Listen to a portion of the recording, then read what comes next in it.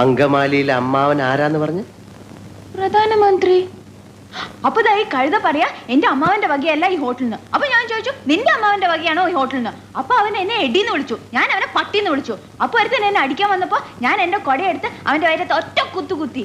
എന്റെ കൊടയെ പിടിച്ച് വലിച്ചപ്പോ ദാ അവിടെ ഇരിക്കുന്ന ഫോട്ടോ എടുത്ത് ഞാൻ തറയിൽ എറിഞ്ഞു പൊട്ടിച്ചു. പിന്നെ ഒരുത്തൻ എന്നെ പിടിക്കാൻ വന്നപ്പോ ഞാൻ ഫോൺ എടുത്ത് അവന്റെ തലയിൽ ഒറ്റ അടി വെച്ചു. എന്നിട്ട് ഒരുത്തൻ എന്റെ അടുത്ത് വന്ന് പറഞ്ഞു അവന്റെയാണ് ഈ ഹോട്ടലിന്. അപ്പൊ ഞാൻ അവന്റെ അപ്പൂപ്പനെയും അമ്മുവിനെയും ഒക്കെ ചീത്ത പറഞ്ഞു.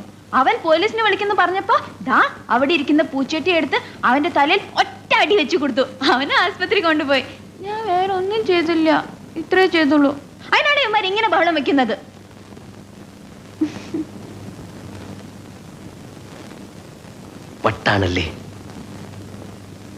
എന്നോട് ഒരുപാട് പേര് ഇങ്ങനെ ചോദിക്കണു, അതെന്താ?